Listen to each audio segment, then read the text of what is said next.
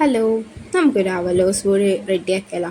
അപ്പം നമ്മൾ ഫസ്റ്റ് തന്നെ ഒരു ബൗളെടുത്ത് അതിനകത്തോട്ട് നമ്മൾ അരിപ്പൊടി ഇട്ട്, അരിപ്പൊടി നമ്മുടെ പുട്ടുപൊടിയില്ലേ, പുട്ടുപൊടിയാണ്. പിന്നെ നമ്മൾ ഇതിനകത്തോട്ട് തേങ്ങ ഇട്ട് കൊടുത്തത് 1 കപ്പ് അരിപ്പൊടിയാണെങ്കിൽ 1/2 കപ്പ് തേങ്ങ, അങ്ങനെ നമ്മൾ ഇട്ട് കൊടുത്തേക്കുന്നത്. പിന്നെ ഒരു കുറച്ച് ഉപ്പും പിന്നെ കുറച്ച് ചെറിയ ജീരകമില്ലേ അത് ഒഴിച്ച് ഒരു തുള്ളി വെള്ളം കൂടി ഒഴിച്ചിട്ട് നമുക്ക് നന്നായിട്ട് മിക്സ് ചെയ്തെടുക്കുക. ഒത്തിരി വെള്ളമായി പോകരുത്, പുട്ടിന് കുഴയ്ക്കുന്ന പോലെ ഒന്നും കുഴയ്ക്കണ്ട, ഒരു കുറച്ച് വെള്ളം നമ്മൾ ചേർക്കുന്നുള്ളൂ.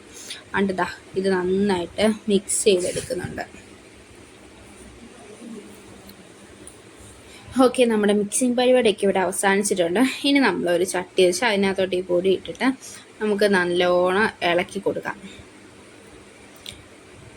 ഇത് നന്നായിട്ട് തന്നെ നമുക്ക് ഇളക്കി കൊടുക്കണം, കൈ വിടാതെ തന്നെ ഇളക്കി കൊടുക്കണം. കൈ വിട്ട് അപ്പം അടി പിടിക്കും. അതുകൊണ്ട് നമ്മൾ കൈ വിടാതെ നമ്മൾ കുറേ നേരം കഷ്ടപ്പെട്ട് നിന്ന് ഇങ്ങനെ ഇളക്കി ഇളക്കി കൊടുക്കണം.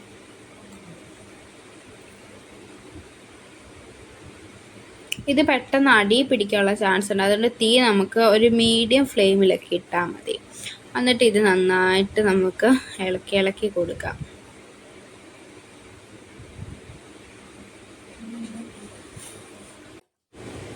നമ്മുടെ വീട്ടിലുള്ള സംഭവങ്ങളൊക്കെ വെച്ച് തന്നെ നമുക്കിത് ഉണ്ടാക്കിയാൽ മതി. പിന്നെ ഇത് ആകെ ഒരു പാടെന്ന് പറഞ്ഞു കഴിഞ്ഞാൽ ഇതിങ്ങനെ നിന്നിളക്കണം, അത് മാത്രമേ ഉള്ളൂ. പിന്നെ വൈകിട്ട് കട്ടൻ ചായയുടെ കൂടെ കുടിക്കാൻ അടിപൊളിയാണ്. പിന്നെ ഇതേപോലെ ഒന്നും അരിപ്പൊടി ഇട്ട് ഉണ്ടാക്കണമെന്നും ഇല്ല. നമ്മൾ രാവിലെ അരിപ്പൊട്ടൊക്കെ ഉണ്ടാക്കുമ്പോൾ ആ പുട്ട് ബാലൻസ് വരില്ലേ, അത് ഇതേപോലെ തന്നെ പൊടിച്ച് അതിനകത്തോട്ട് ഒരു കുറച്ച് തേങ്ങയും പഞ്ചസാരയൊക്കെ ഇട്ടാണെങ്കിൽ ചെയ്താൽ മതി. അപ്പോൾ പുട്ടിഷ്ടമില്ലാത്തവർക്കൊക്കെ ആണെങ്കിൽ അങ്ങനെയൊക്കെ ചെയ്യാം, അപ്പം അടിപൊളിയാണ്. അപ്പം അങ്ങനെയൊക്കെ എല്ലാവരും ഒന്ന് ട്രൈ ചെയ്ത് നോക്കാം. കണ്ടില്ലേ, ഇതിൻ്റെ കളർ ഇങ്ങനെ മാറി മാറി വരുന്നുണ്ട്, പതിയെ പതിയെ കളറ് മാറുന്നുണ്ട്. അണ്ടി നമ്മൾ നന്നായിട്ട് തന്നെ ഇളക്കി കൊടുത്തോണ്ടേയിരിക്കണം. ഭയങ്കര സിമ്പിളാണല്ലോ, പിന്നെ ഇളക്കുന്നതാണ് ഒരു ബുദ്ധിമുട്ട്, എന്നാലും കുഴപ്പമില്ല. നല്ല ടേസ്റ്റ് ആയതുകൊണ്ട് നമുക്ക് ഇച്ചിരി കഷ്ടപ്പെട്ടാലും അടിപൊളിയായിട്ട് കഴിക്കാമല്ലോ.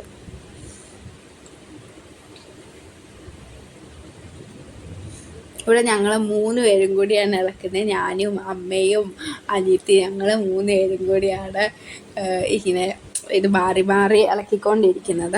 അപ്പം ഇത് അത്യാവശ്യം ഒന്ന് മുരുമുര ആയി വന്നിട്ടുണ്ട്. നമ്മൾ ഇളക്കുമ്പോൾ ഇങ്ങനെ ഒരു കരിന്നൊരു സൗണ്ട് കേൾക്കും. എന്നിട്ട് ആ ഒരു സ്റ്റേജ് ആകുമ്പോൾ നമ്മൾ ഇതിനകത്തോട്ട് 2 സ്പൂൺ പഞ്ചസാരയാണ് ഇട്ട് കൊടുക്കുന്നത്. പഞ്ചസാരയൊക്കെ നമ്മുടെ അളവിന് ഇട്ട് കൊടുക്കാം. പിന്നെ നമ്മൾ ഇതിനകത്ത് ഞാൻ ഓർത്തത് ഉപ്പിട്ടുണ്ടാക്കാൻ, അതുകൊണ്ടാണ് നമ്മൾ കുറച്ച് ഉപ്പ് ആദ്യം ഇട്ടത്. പിന്നെ എല്ലാവർക്കും പഞ്ചസാര ഇഷ്ടമായതുകൊണ്ട് തന്നെ പഞ്ചസാര ഇടാൻ ഓർത്തു. അങ്ങനെ പഞ്ചസാരയും കൂടി ഇട്ട് ഇതിനിപ്പം കുറച്ചും കൂടി മൊരിഞ്ഞ് വരട്ടെ, നമുക്ക് വെയിറ്റ് ചെയ്യാം.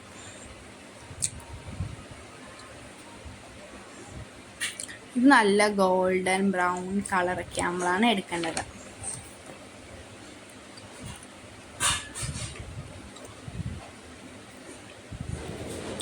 ഇതപ്പം നല്ല ബ്രൗൺ കളറൊക്കെ ആയിട്ട് വന്നിട്ടുണ്ട്.